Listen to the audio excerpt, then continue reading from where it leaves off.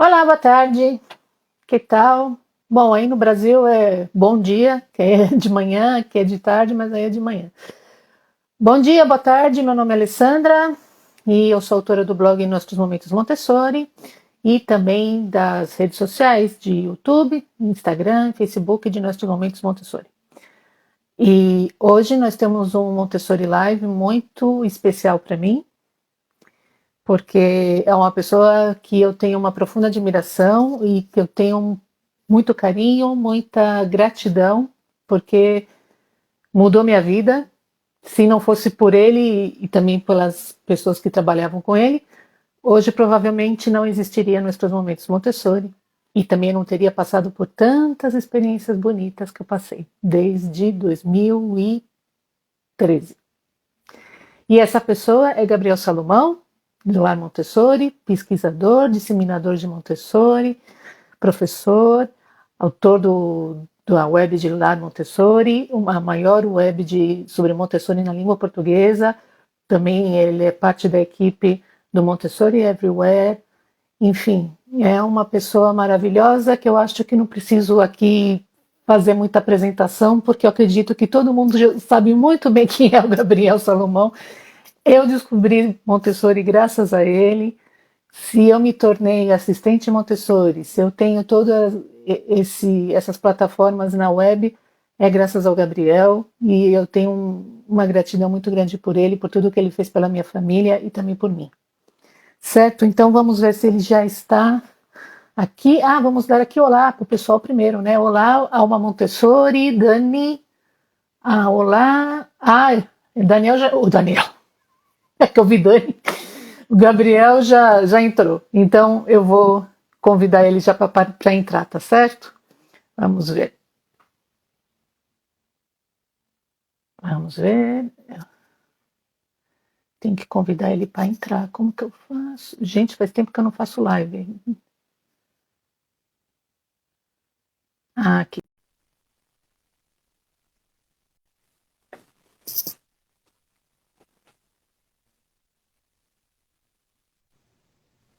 Olá!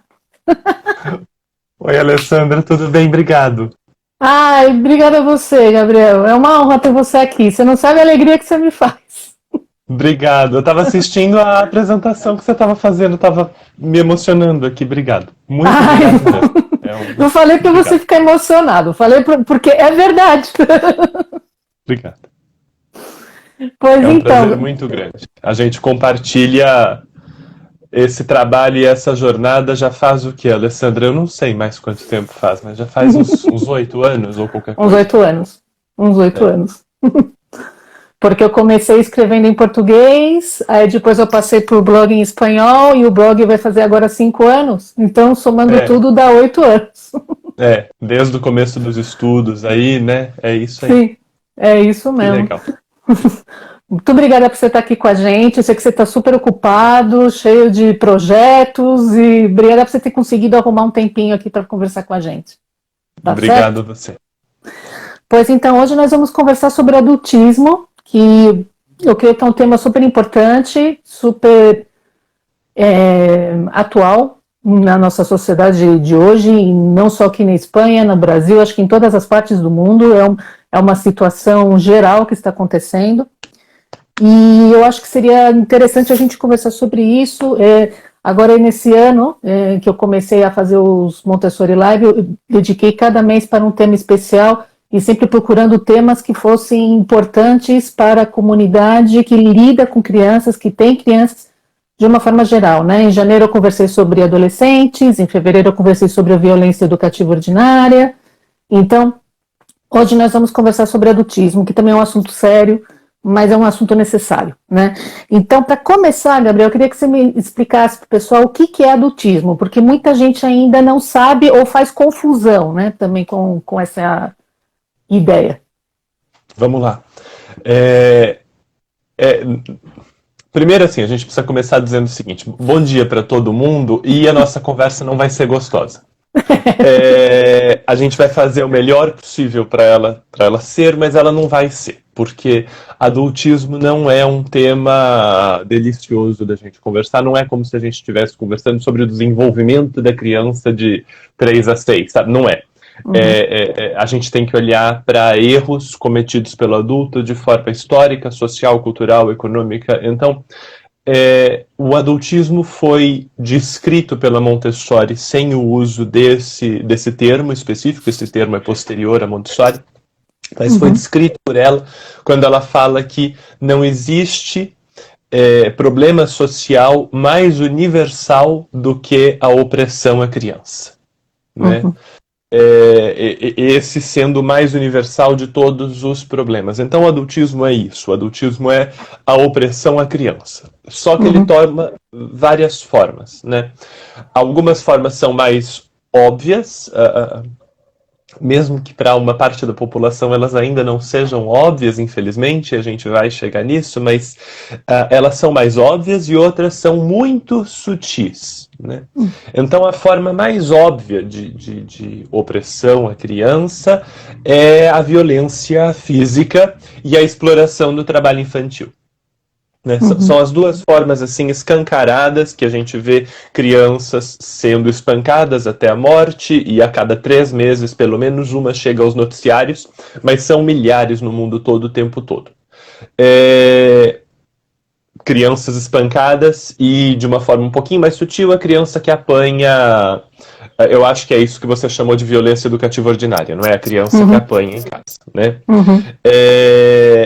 E aí a gente tem o trabalho infantil, que é outra forma muito evidente de abuso contra a criança, a escravização de crianças, a prostituição infantil, né? E por que é que essas coisas não podem ser olhadas só como escravidão? Por que você não pode olhar para a exploração do trabalho infantil como escravidão? Por que você não pode olhar para a exploração sexual da menina como você olha para a exploração sexual da mulher? Por que é diferente, né? Primeiro, pela natureza frágil da criança. Ela não tem força física para se defender de muitas formas. Segundo, pela natureza intelectualmente frágil da criança. Ela ainda está aprendendo como é que o mundo funciona, ela ainda está aprendendo a funcionar no mundo, então ela não tem recursos, vamos dizer, verbais ou legais para se defender de qualquer maneira, né? Mas finalmente a gente tem que olhar de uma forma distinta para a exploração e para a opressão praticadas contra a criança, porque elas perduram por muito tempo além daquele tempo em que a criança foi oprimida. Então uma criança que apanha na infância carrega para a idade adulta ansiedade, carrega depressão, carrega dificuldade de autocontrole, carrega dificuldade de trabalhar com a própria autoestima. Então é uma violência, é uma opressão que acontece na primeira infância, mas ela contamina a vida inteira do ser humano e contamina toda a humanidade. Então, isso é uma coisa. Aí a gente tem as formas mais sutis do adultismo, e eu gosto de começar pelo ambiente, assim, quando a gente olha para o ambiente onde a gente circula, né? A gente tem circulado menos aqui no Brasil por causa do Covid, no mundo todo, aqui no Brasil menos ainda, mas quando a gente circula e a gente vai num lugar público qualquer e tem que subir uma escada, a criança teria que segurar no corrimão, não é? Porque ela está aprendendo a subir escada. Ela tem 2, tem 3, tem talvez 4 anos. Ela ainda não dá conta de subir uma escada como o adulto sobe a escada. E, no entanto, não existe corrimão para ela. E ela tem que subir a escada segurando na mão do adulto, que para ela significa subir a escada assim. Né? A mão dela está aqui em cima, você está ali embaixo, mas a mão dela está aqui assim, né? E é horrível, né? Você prejudica o equilíbrio de uma criança que está aprendendo a subir a escada. Por quê? Porque ninguém pensou em botar uma barrinha de metal ou de madeira ali para ela, né? Então, se você olhar para o ambiente, você tem isso. Se você olhar para a forma como as pessoas tratam o corpo da criança, não com violência, mas quando vão fazer um carinho na criança. Você está na farmácia, você está no mercado, você está na feira, segurando a criança no colo, ou com a criança num sling, ou com a criança do teu lado andando, e qualquer pessoa passa e faz um carinho ali na cabeça da criança que está andando com você, ou aperta a bochecha, ou pega na mão, ou pega no pé. Parece que dá sorte, né? Você pegar no corpo. E aí a criança absorve que o corpo dela é público, né? E o corpo dela não é público. E o que ela carrega para a vida é que se o corpo dela é público, isso quer dizer que existem corpos que são públicos. E aí, quando ela é mais velha, ela carrega essa informação de que existem corpos que são públicos. E aí, a exploração do corpo da mulher, a exploração do corpo da pessoa negra, especialmente a exploração do corpo da mulher negra, fica muito fácil, porque você colocou na cabeça de crianças muito pequenas que existem corpos que são públicos, né? Então, a exploração e a opressão da criança vai se manifestar em várias fases da vida. Eu prometo que eu tô acabando essa resposta. Tudo bem. E aí, uma terceira coisa importante da gente pensar é assim: tem a opressão da criança e tem a exploração da criança, que são faces diferentes do adultismo, né? Você nunca encontra um mesmo autor trabalhando o adultismo nas duas frentes. Então, se você pega tem uns livros legais assim sobre adultismo ou sobre qualquer coisa próxima ao adultismo que a gente pode indicar, né? A Causa das Crianças, da Françoise Dolto, é um que vai passar pelo adultismo, né? Ela abre o livro com 3 frases, e uma das frases é: os pais educam os filhos como os príncipes governam os povos, né? E aí, mais pra frente, ela diz: é um escândalo para o adulto que o ser humano em estado infantil seja seu igual, né? Então, esse é um livro legal. Esse, para quem quer pensar a violência na família, é legal. O Fim do Silêncio na Violência Familiar. Depois eu te mando fotos disso para você colocar no Instagram pro pessoal. Por favor. E esse aqui é o mais acadêmico que existe sobre o assunto hoje. Chama Childism. Foi escrito pela Elizabeth Brunel.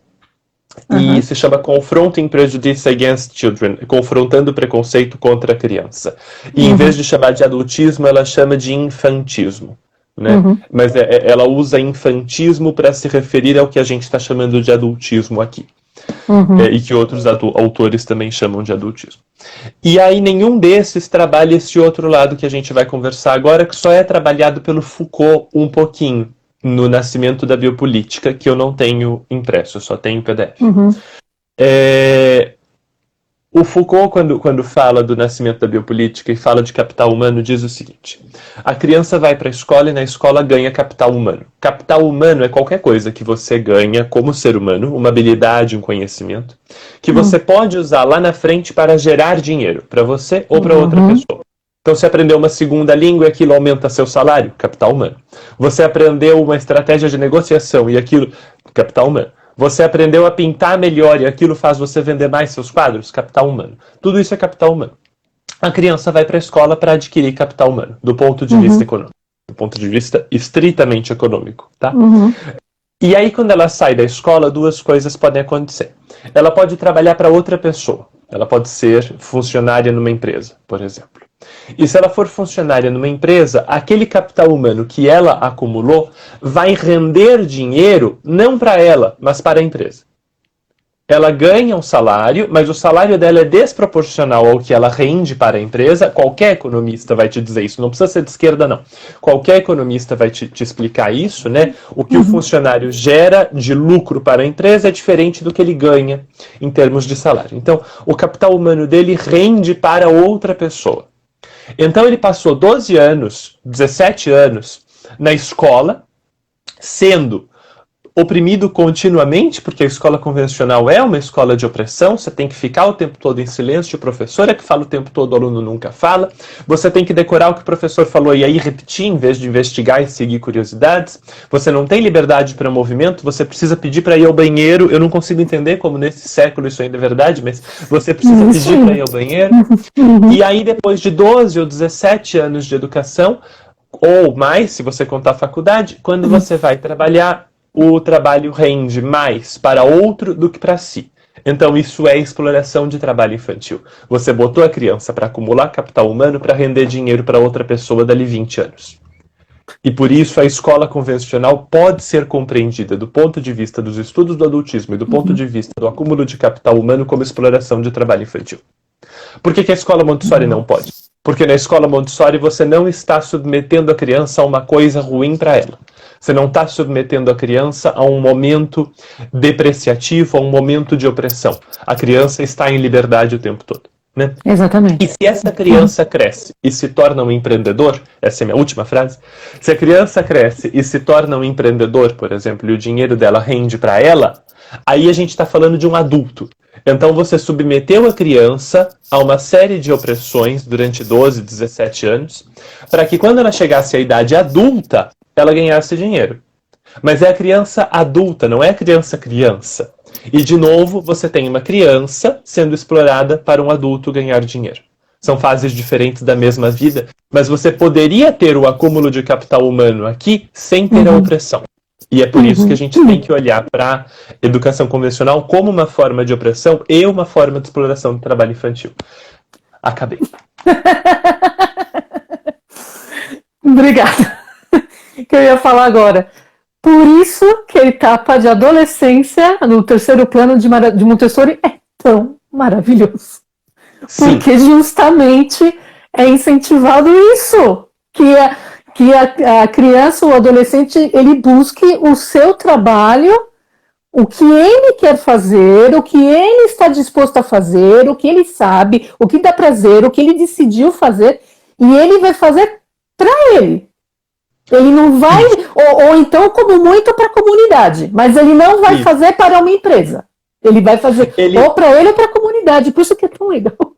Ele pode fazer para uma empresa, ele pode trabalhar para um mercado, ele pode trabalhar para uma loja que não seja dele na adolescência, mas existe na adolescência Montessori um estudo matemático do dinheiro do ponto de vista da justiça social. E isso é muito relevante, porque mesmo que esse adolescente trabalhe para outra pessoa, a Montessori coloca a matemática na adolescência em 2 lugares. Ela tem a matemática como autoexpressão, então o adolescente vai estudar matemática como autoexpressão, e ele também vai estudar matemática do ponto de vista moral, está num outro eixo da educação do adolescente, que é o desenvolvimento psíquico. E ela trabalha a matemática nos 2 lugares. Em desenvolvimento psíquico, matemática e moral são trabalhadas juntas. Então, que lindo. Exato, é muito legal. Então tem um estudo econômico moral pelo ponto de vista matemático. É muito interessante e isso ajuda o adolescente a não cair na exploração. Né? Cara, é muito legal. E a odiar a matemática. Eu também.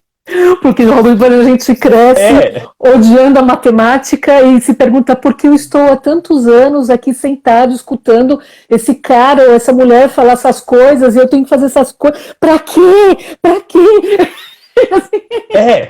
Quando você faz uma ponte com o desenvolvimento, não só com aquilo que é útil na vida do adolescente, mas com aquilo que responde às necessidades de desenvolvimento.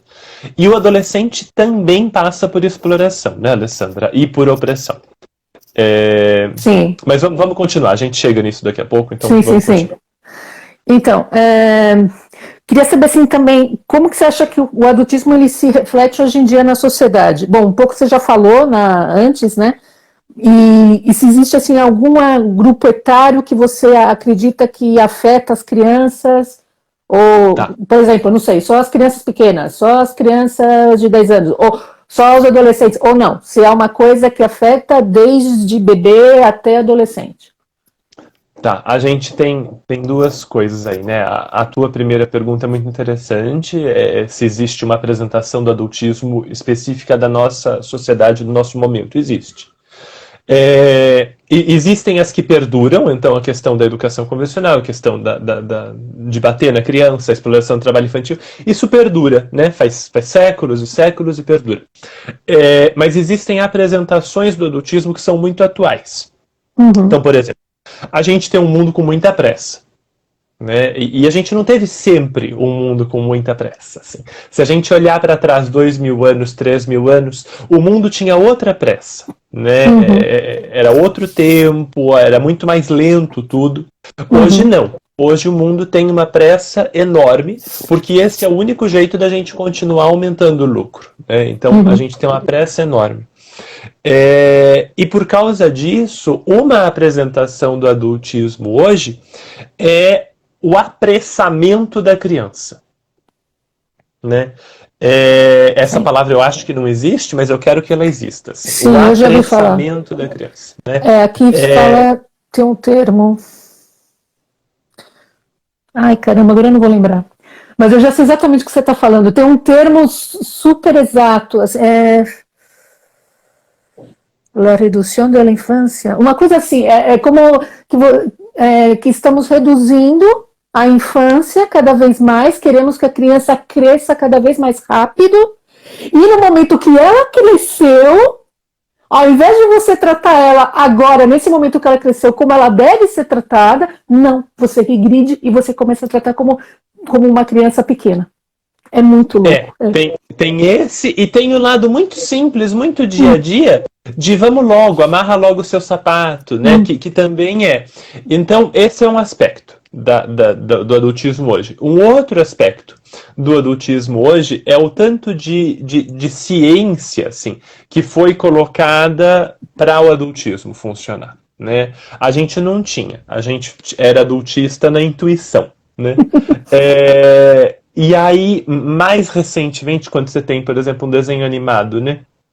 Você não tinha muito como ter medida da audiência de verdade ou do tempo que uma criança passava na frente da televisão assistindo um programa de criança em 1980. Você tinha uma ideia muito geral, mas nada específico. Hoje você tem ideias muito específicas de qual é o tipo de cena que faz a criança permanecer olhando para a tela, qual é o tipo de música que faz a criança deixar de olhar para a tela. Você consegue medir tudo isso, e as grandes produtoras de desenho animado e produtos para a infância têm isso medido. Então hipnotizam a criança mais e mais. Isso é uma apresentação. Então a gente já fez duas, o apressamento e a ciência colocada nisso. E uma terceira apresentação é a pornografia, né? Quando você pega a criança um pouco mais velha, repare, eu não estou nem falando do adolescente, porque as crianças estão começando a usar pornografia hoje em vários países do mundo com 7 ou 8 anos. A média costumava ser 9, e isso tem chegado a 8 e 7 anos em vários lugares, né? E isso acontece por quê? Porque quando você procura no Google qualquer coisa que tenha a ver com o corpo humano, com as partes pudicas do corpo humano, então você procura por seios, ou procura por pênis, ou tudo vai te levar muito rapidamente à pornografia. Os primeiros resultados do Google vão te levar à pornografia. E aí a criança clica naquilo, e é uma criança, lembra sempre que eu não estou falando de um adolescente de 16 anos, eu estou falando de uma criança de 7, 8 e 9, né? Às vezes de 11, 12. E aí ele cai num mar ali que ele não sabe lidar com aquilo. Né? Aquilo é assustador de um ponto de vista, de outro ponto de vista é excitante, porque é montado para ser excitante. Ah, Gabriel, mas como é que uma criança... Porque o pessoal da pornografia sabe montar coisa para ser excitante para qualquer um. Né? Então é terrível, é assustador, é excitante, e ao mesmo tempo é cruel e traumático, porque é o seguinte, quando você vai em qualquer vídeo, qualquer pessoa pode fazer esse teste, eu não sugiro que você faça porque é desagradável, mas qualquer pessoa pode fazer. Você vai em qualquer vídeo de pornografia que uma criança de 8 anos, 9 anos cai nesse site, tem uma descrição abaixo do vídeo. Como no YouTube, tem uma descriçãozinha abaixo do vídeo. E essa descrição diz alguma coisa assim, só homem de verdade gosta desse tipo de coisa. Só não sei o que, não sei o que. Isso aqui é só para homens de verdade. Agora no TikTok, você de vez em quando está passando o fluxo do TikTok e aparece assim, crianças, passem esse vídeo, não assistam esse vídeo. Se você for menor de 18 anos, não assista esse vídeo. Você quer alguma coisa que atraia mais uma criança ou um adolescente do que se você for criança ou menor de 18 anos, não assista esse vídeo? Então isso é montado pela indústria pornográfica para conseguir mais lucro, porque se você vicia a criança com 7, 8 anos, ela fica viciada por mais tempo do que se você pega esse adolescente com 17, 18. Então a pornografia é uma forma de opressão à criança e ao adolescente, porque destrói a compreensão da sexualidade. E a compreensão da sexualidade é uma parte-chave do desenvolvimento do adolescente. E você tem bilhões, são 9,7 bilhões de dólares ao ano, sendo colocados aí em pesquisa e tudo para fazer com que essas crianças e adolescentes se viciem nisso. Do mesmo jeito que você tinha cigarro, agora você tem a pornografia. Então a tela, o apressamento a pornografia. E aí, bom, para cada faixa etária você vai ter uma apresentação diferente do adultismo, mas ela está em todas.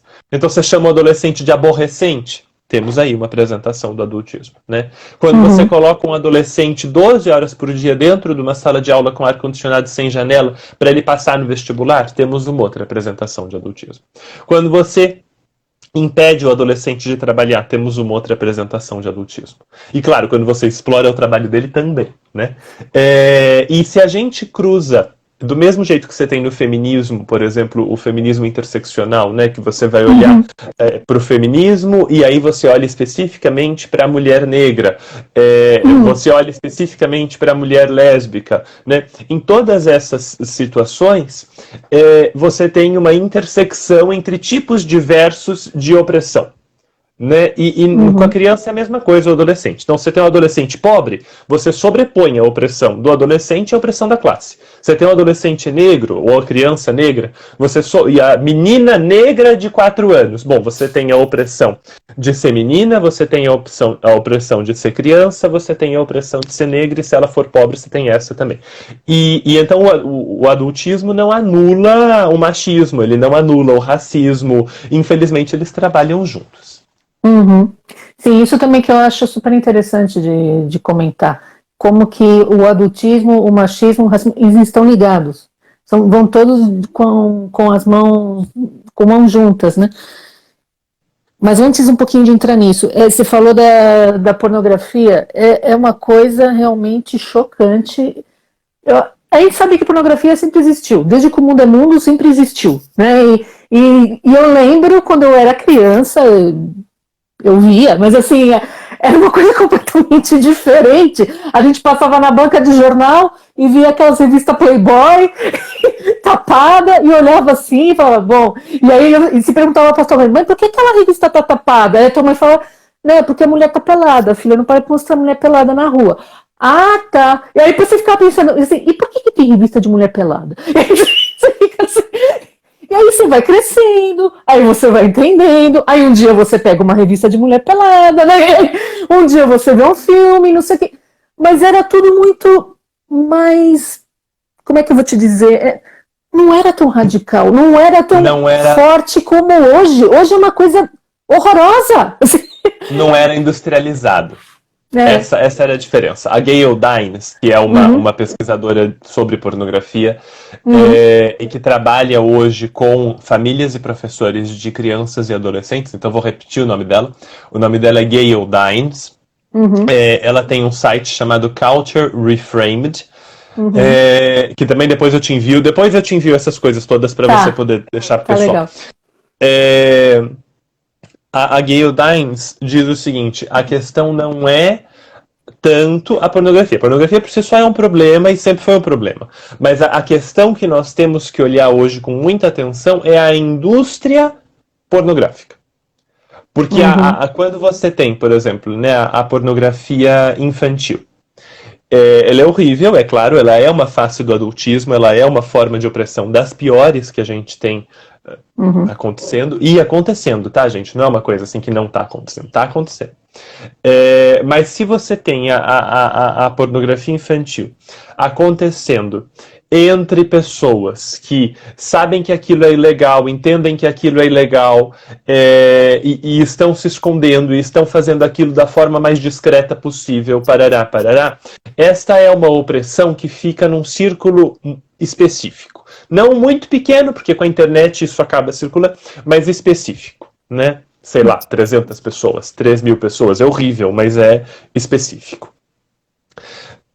Quando você tem uma empresa tipo a MindGeek é a grande empresa dessa indústria, né, que sustenta, por exemplo, o Pornhub. O Pornhub recebe por ano mais visitas do que o YouTube e a Netflix juntos. Né?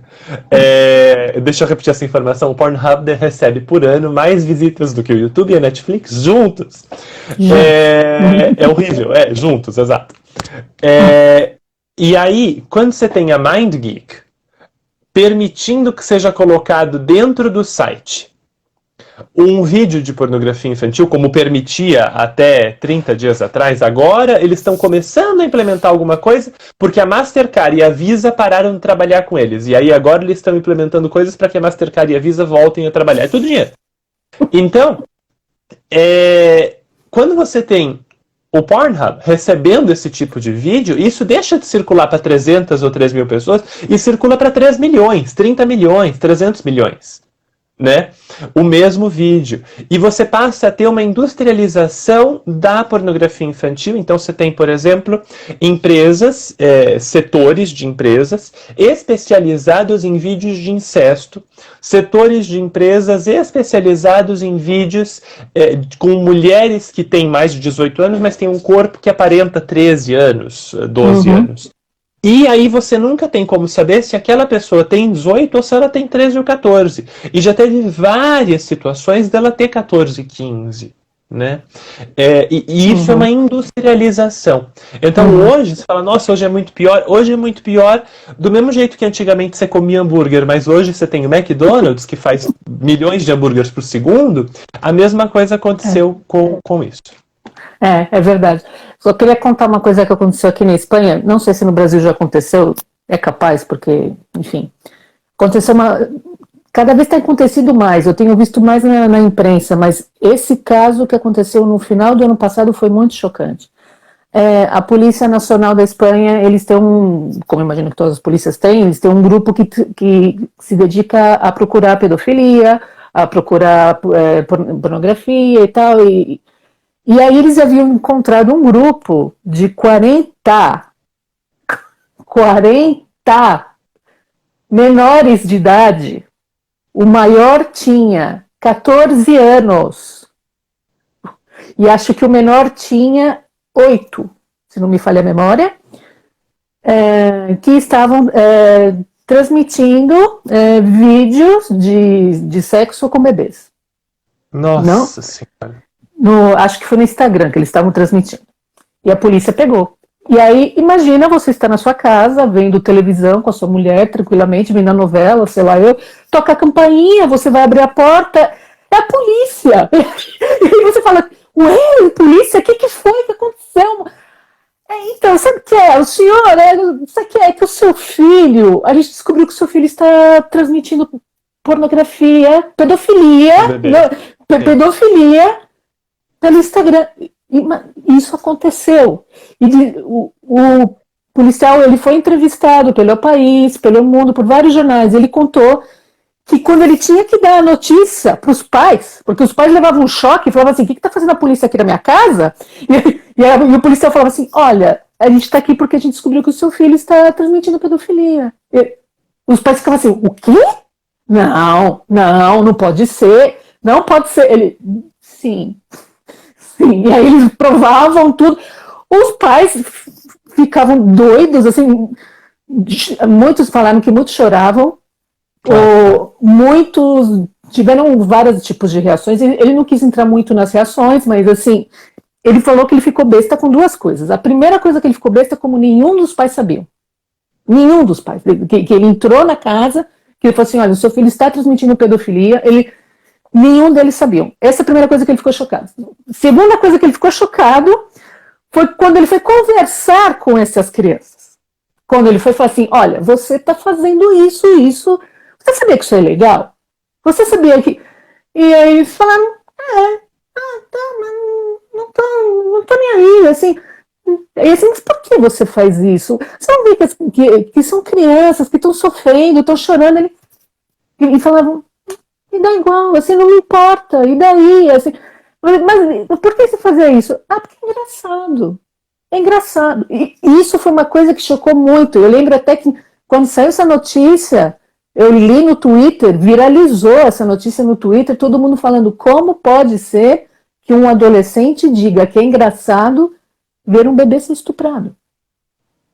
Então, assim, foi uma coisa muito chocante, muito impressionante, me impressionou muito isso. Você tem dois processos acontecendo aí, né? Um processo que está acontecendo aí é uma adolescência que vive E isso é também uma apresentação do adultismo, porque isso se vira especialmente contra crianças e adolescentes.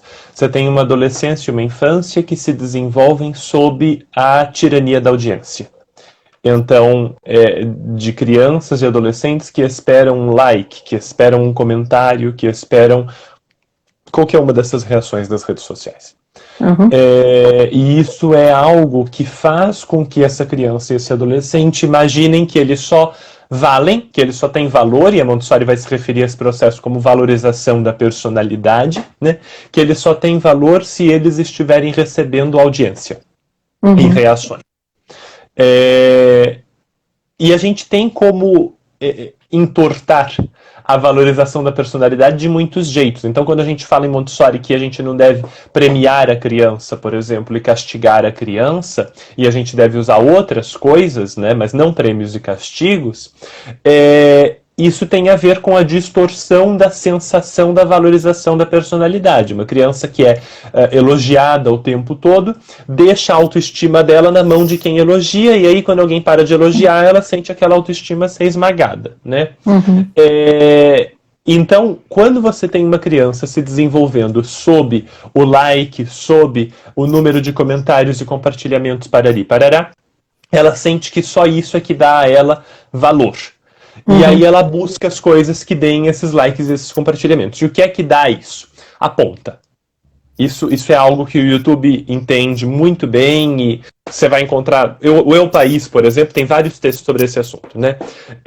A ponta dá mais audiência. Então, o discurso mais extremo, o discurso mais polarizador, aquilo que nunca ninguém fez, aquilo que é muito esquisito, é o que dá mais audiência. E esse adolescente entende isso intuitivamente e ele vai migrando cada vez mais para a ponta, né? E por um lado, você tem, especialmente meninas adolescentes, cada vez mais nuas nas redes sociais, e por outro lado, meninos abusando, normalmente meninos, às vezes meninas, mas normalmente meninos, abusando de crianças e bebês. Por quê? Porque isso é extremo, isso dá like, isso dá audiência. Então a gente tem que olhar para isso do ponto de vista industrial, porque senão a gente não resolve. E a outra coisa que acontece é uma dessensibilização por trauma. Então, se esse adolescente começou a ver pornografia com 7 anos, no começo ele via só ali uma mulher sem roupa, ou um homem sem roupa, sei lá. Mas ali, conforme os anos passam, ele vê duas pessoas... inicialmente só 2 pessoas fazendo sexo. Mas aí depois aquilo também dessensibiliza e ele passa para algo um pouco mais violento. E aquilo dessensibiliza e ele passa para algo um pouco mais violento. Até que sobram poucas alternativas e ele começa a ir para coisas piores, então para cenas de estupro, e aí para cenas de estupro de parentes, e aí para cenas de estupro de crianças, no início ficcionais e depois realistas. Então é um processo duplo de industrialização da autoestima e um processo de dessensibilização traumática. As duas coisas são bem descritas pela Gayle Dines, então você me conta isso. E eu, infelizmente, não fico surpreso, mas é porque a Gayle Dines descreve isso muitíssimo bem. Então, de novo, vale a pena.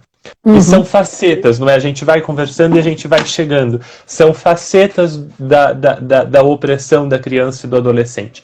Hoje a gente tem, felizmente, ainda bem, um pouco mais de consciência sobre racismo e machismo. De longe não é o suficiente, mas a gente tem um pouco mais. Então, quando você fala, por exemplo, que carga mental é uma forma de opressão machista, isso é mais compreendido de forma geral, né? Mas para a criança ainda não se sabe disso. Então, quando a gente fala de adultismo, é rápido a gente pensar na violência física, na violência verbal, na violência psicológica ou emocional. Mas isso se multiplica de muitas formas diferentes na sociedade que a gente tem. Quando você passa a considerar a criança menos que, né? Menos que o adulto, menos que um humano, menos que digna, menos que inteira, né? Quando ela é menos que, você pode fazer uma série de coisas com ela que você não pode fazer com outras pessoas, com pessoas que são pessoas, né? Então isso a gente poderia passar o dia todo só olhando para facetas, porque são muitas mesmo. Mas elas todas não são problemas variados, todas elas são o mesmo problema, que é o problema do adultismo. Sim, tudo vem da opressão. Da opressão da criança. É sempre a bola de neve, não adianta. Então, sim. E por que nós... É tão importante que a gente tente combater esse adultismo, tenta fazer ele desaparecer da nossa sociedade. O que a nossa sociedade ganharia se não tivesse o adultismo presente? Vamos tentar fazer um faz de conta. Primeiro, a gente tem 1/3 da nossa sociedade que não é adulta. 1/3 da nossa sociedade é criança ou adolescente até 14 ou 15 anos de idade, né? Se você incluir ali os de 16, 17, talvez a gente até tenha um pouquinho mais. E curiosamente o adultismo ele não se apresenta só na infância, isso é legal também. O cérebro está em desenvolvimento até os 24 anos. Então existe todo uma outra coisa. Se a gente quisesse olhar, a gente não vai, mas se a gente quisesse, existe toda uma outra forma de apresentação do adultismo contra adultos de 18 a 24 anos, que ainda estão com o cérebro em desenvolvimento e que os adultos de 30, 35, 40, 45 que estão em cargos de tomada de decisão, cargos de comando, cargos de contratação, ainda tratam esses adultos em desenvolvimento de 18 a 24 anos como menos que. Eles ainda não são adultos completos do ponto... Então, o adultismo, na verdade, não para no que a gente chama de adolescência, porque se a gente olhar para a adolescência de uma forma neurobiológica, ela não para aos 18, ela vai até os 24. Em Montessori, a gente fala da adolescência até os 18, e a legislação brasileira também, mas se a gente olhar do ponto de vista cerebral, a adolescência vai até os 23, 24, 25 às vezes, anos de idade. E esse pessoal de 18 a 24 ainda sofre. Mas não vamos olhar para isso, vamos olhar para antes, né? Até 14, 15, você tem 1/3 da nossa sociedade. E então você fala, o que a nossa sociedade ganharia? Bom, esse terço ganharia um monte de coisa, para começo de conversa, né? Quando você fala, por exemplo, o que a nossa sociedade ganharia se não tivesse mais o machismo? Bom, para começo de conversa, a metade da nossa sociedade, que é a mulher, ia ganhar um monte de coisa. Aí a outra metade, ou os outros 2/3, iam ganhar o quê? Né? Se a gente... primeiro, você teria, para pensar de forma estritamente econômica, você teria uma força de trabalho, tanto de funcionários quanto de empreendedores, muito mais inteiros, muito mais capazes de trabalho criativo, né? Então, quando você pega as crianças, por exemplo, que passam pela escola Montessori, que por definição não é adultista, é claro que às vezes ela é, porque o professor não fez o trabalho que tinha que fazer interiormente, mas por definição ela não é, né? Quando você pega as crianças que passaram por essa escola, são crianças muito mais criativas, de qualquer olhar que você quer olhar. Então, do ponto de vista artístico, do ponto de vista funcional, do ponto de vista da resolução de problemas, são crianças muito mais criativas do que a criança que passa pela escolarização convencional.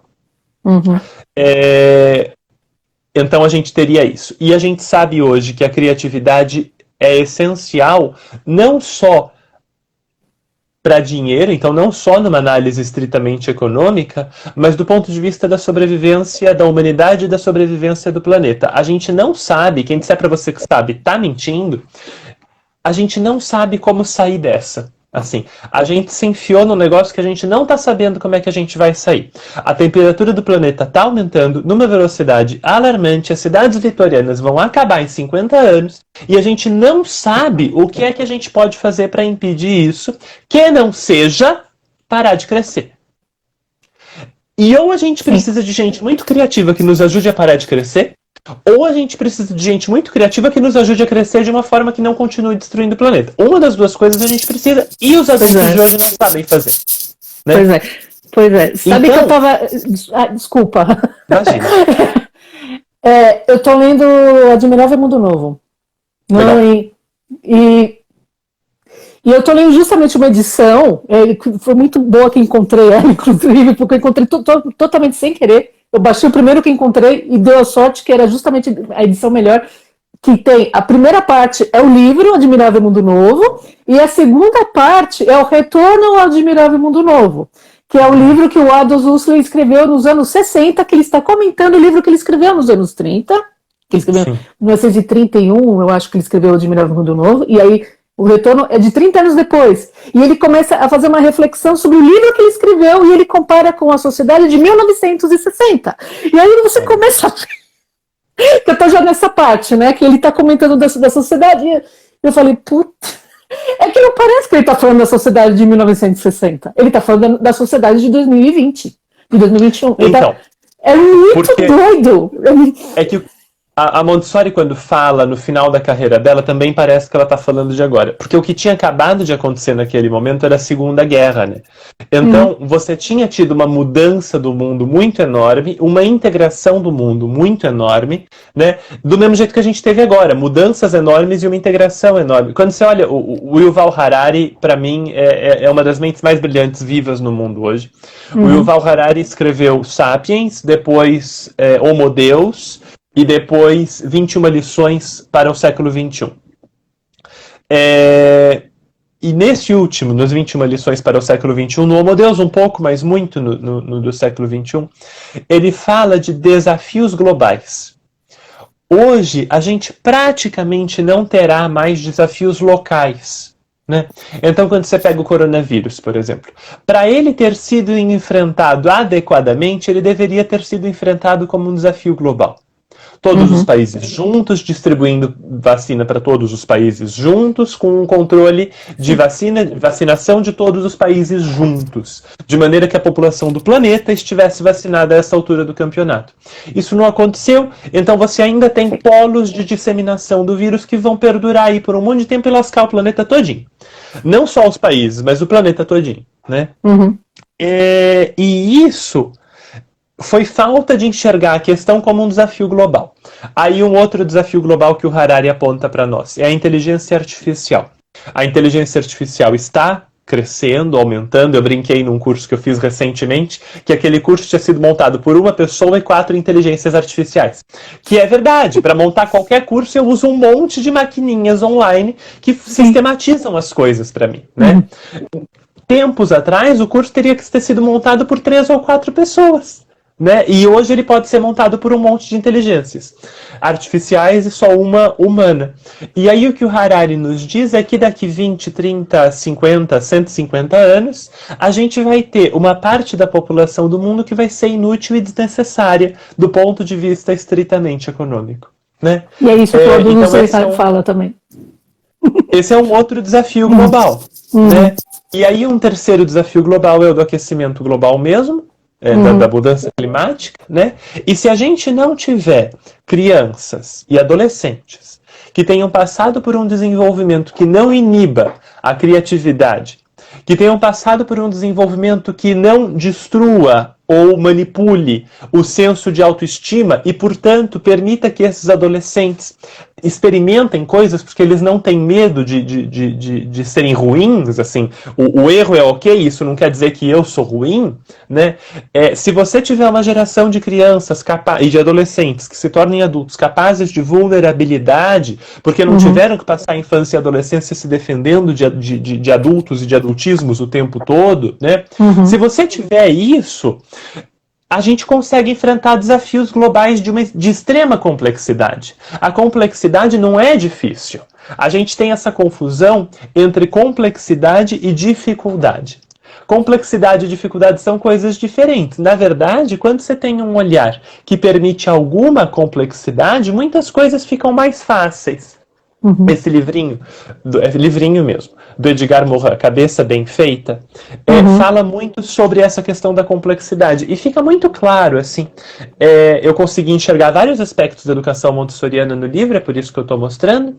A complexidade não torna as coisas mais difíceis. Se você for capaz do pensamento complexo, várias coisas ficam mais fáceis. Então, o que é que a sociedade ao largo, quer dizer, todos os 3 terços da sociedade, não só o terço infanto-juvenil, ganha com o fim do adultismo? Ganha que essa sociedade sobrevive por mais alguns séculos, quem sabe alguns milênios, e sobrevive melhor, né, do que ficar só com o pensamento unidirecional, viciado em prêmios e amedrontado por castigos, do adulto que a gente tem hoje, que foi vítima de adultismo e de uma disciplinarização desrespeitosa.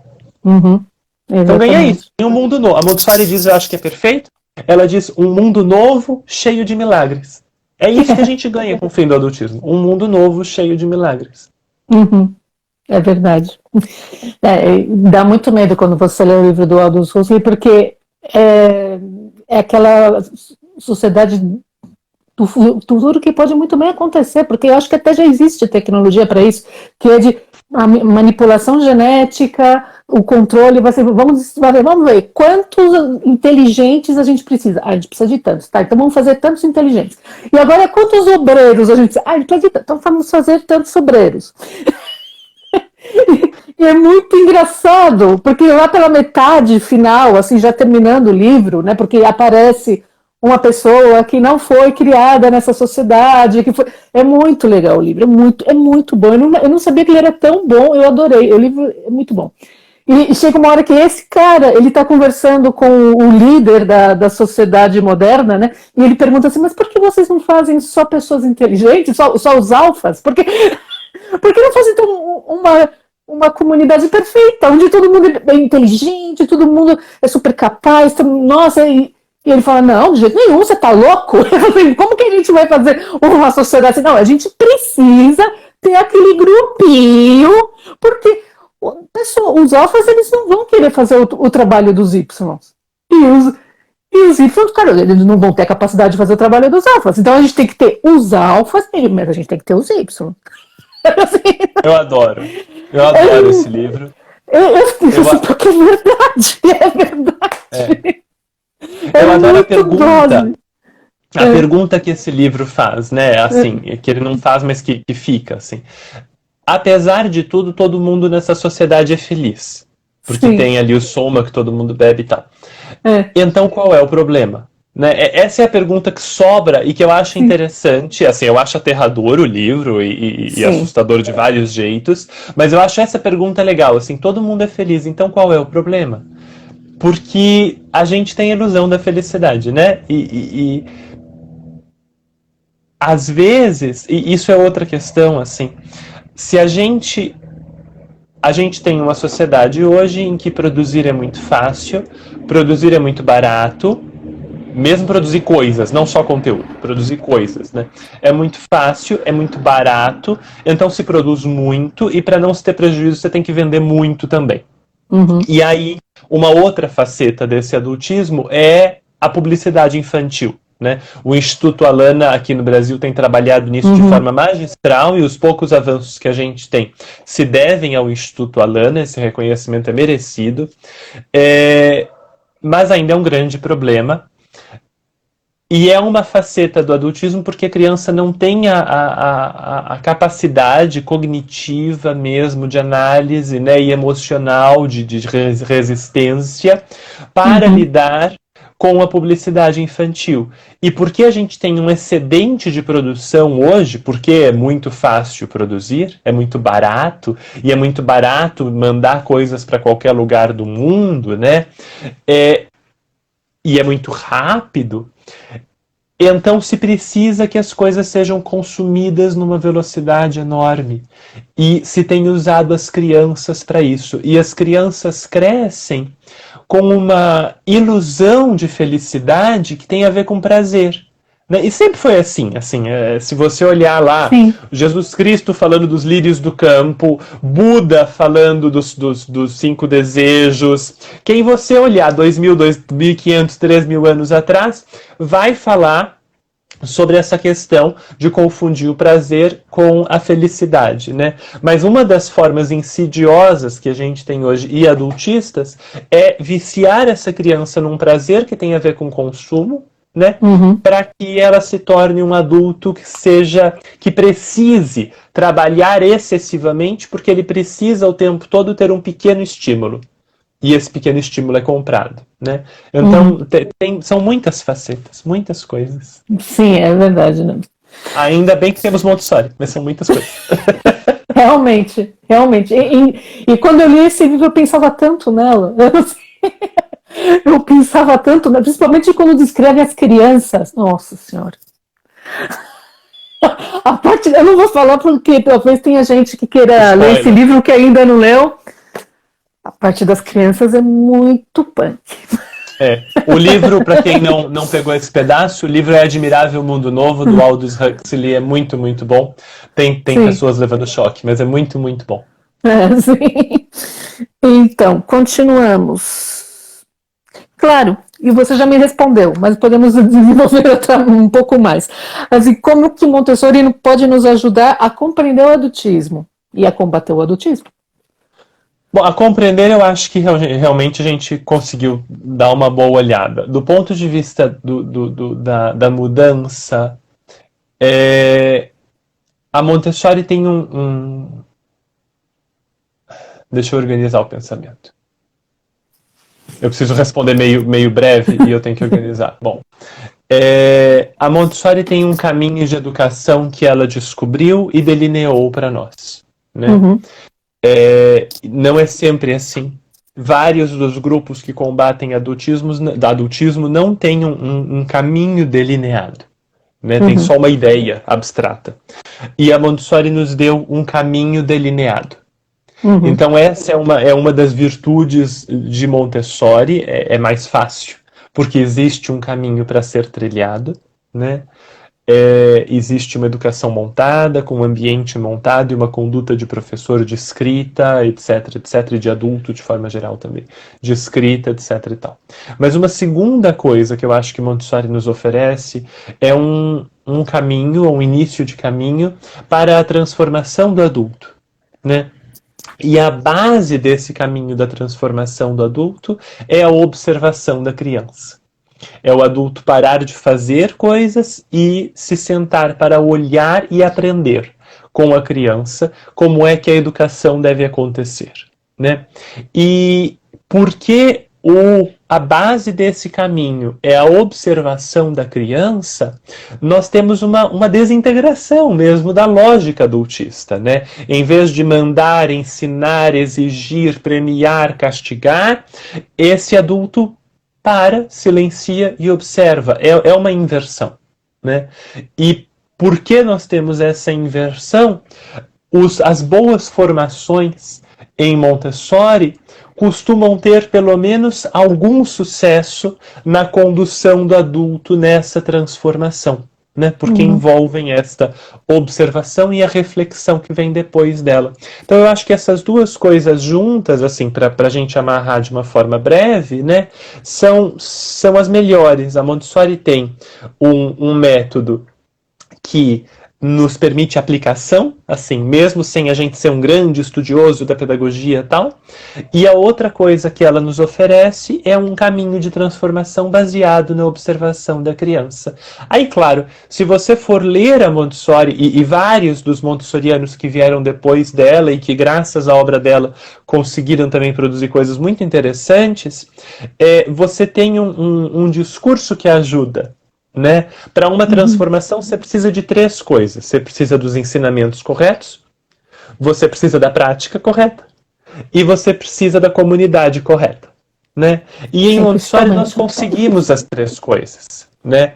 Em Montessori você tem os ensinamentos corretos, tem um livro ali que ensina exatamente o que você tem para fazer, tem uma prática correta, porque ela descreve o que é que você tem que fazer para se transformar e tal, e você pode fazer aquilo, e a gente tem uma comunidade ao redor de um ideal de educação, né?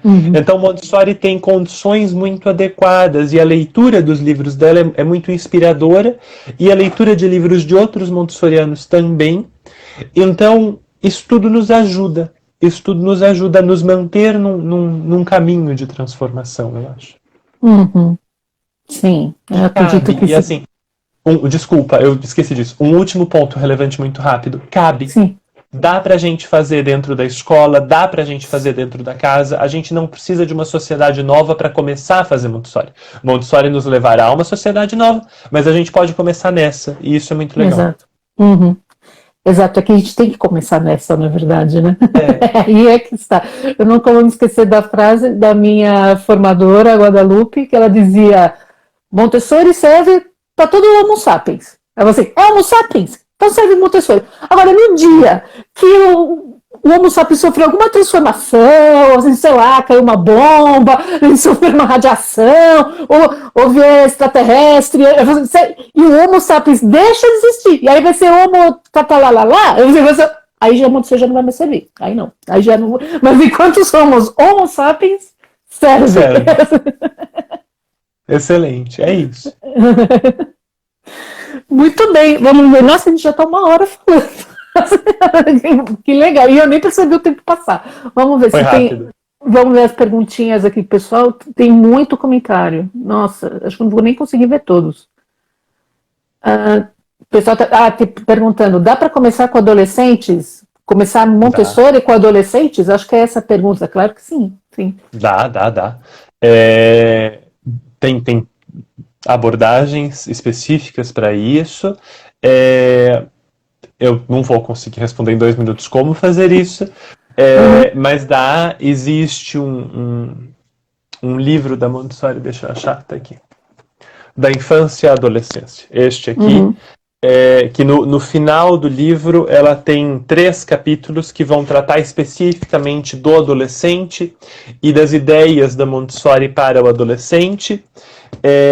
Dá para começar com a criança de qualquer idade, e já tem gente dizendo, e eu concordo, dá para começar com adultos também.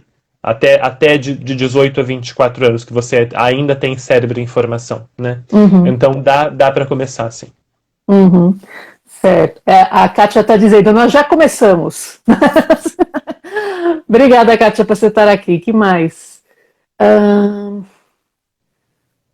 Coisa do capitalismo. O Luiz Felipe comentou, coisa do capitalismo, acho que quando a gente estava comentando sobre a sociedade. Pois é, né? Eu acho que o capitalismo não funcionou.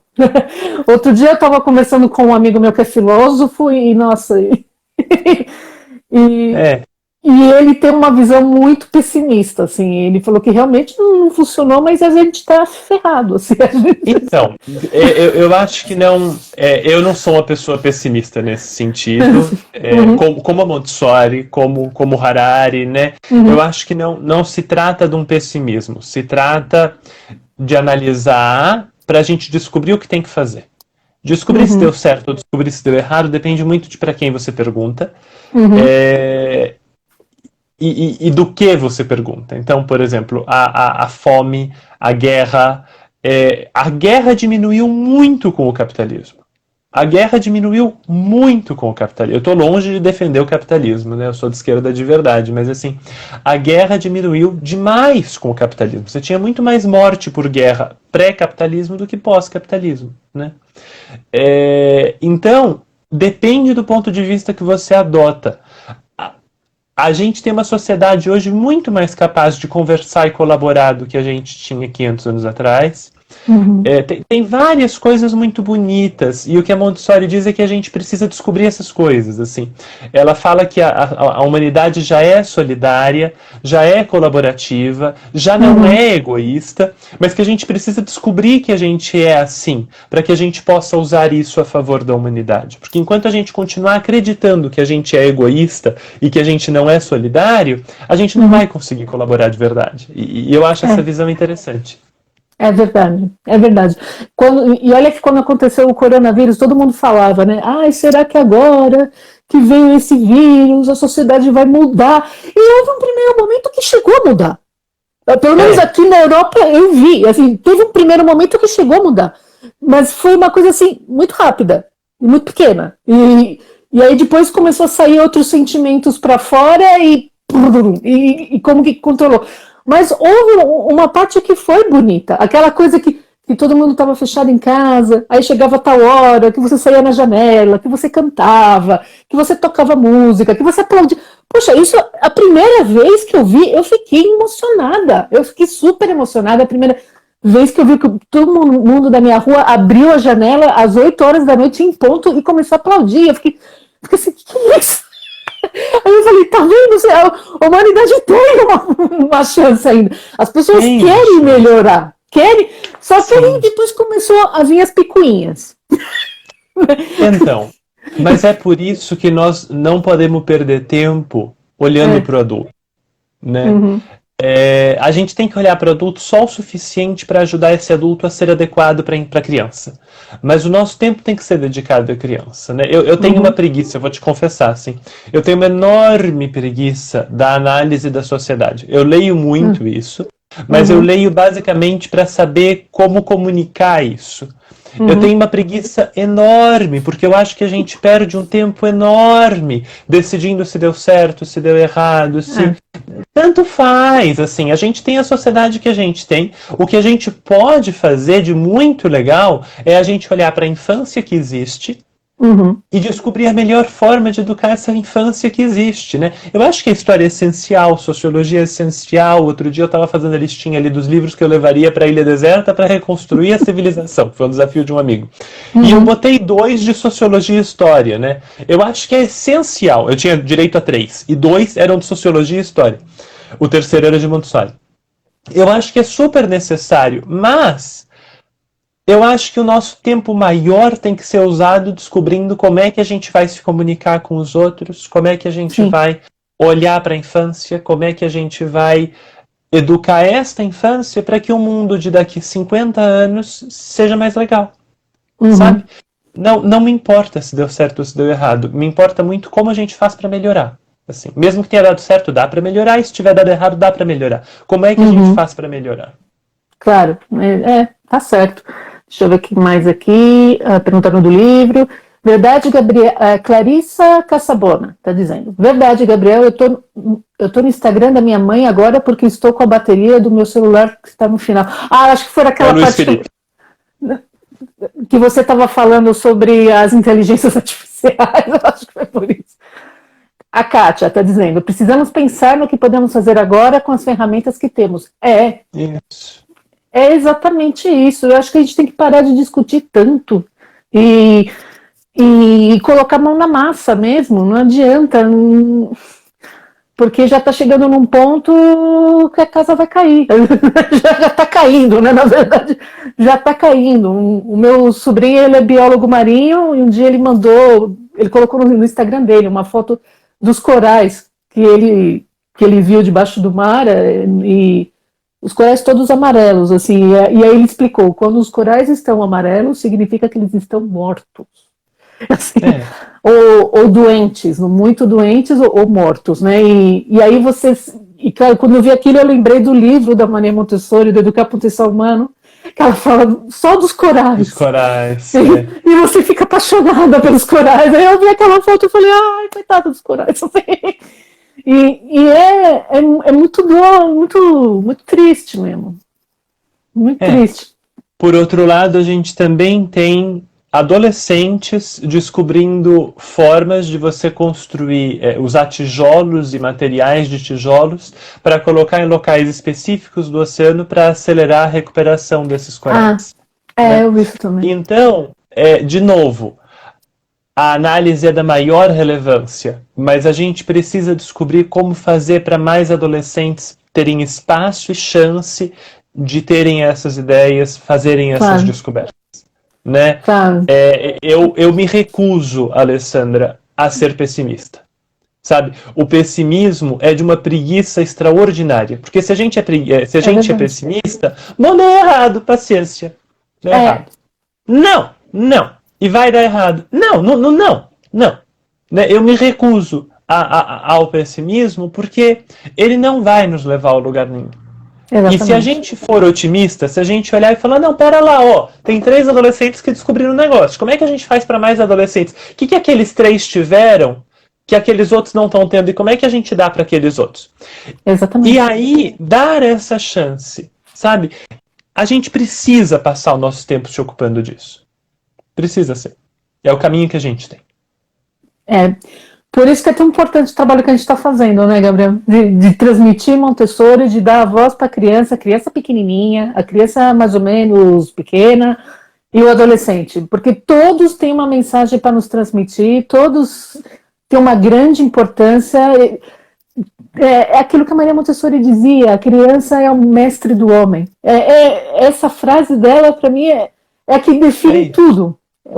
A criança é o mestre do homem. Então, se a gente começar a prestar atenção realmente na criança, a observá-la e a dar condições de vida para ela, não importa a idade que ela tem, mas sim de acordo com a necessidade que ela necessita naquele momento, então sim vai poder surgir uma sociedade melhor.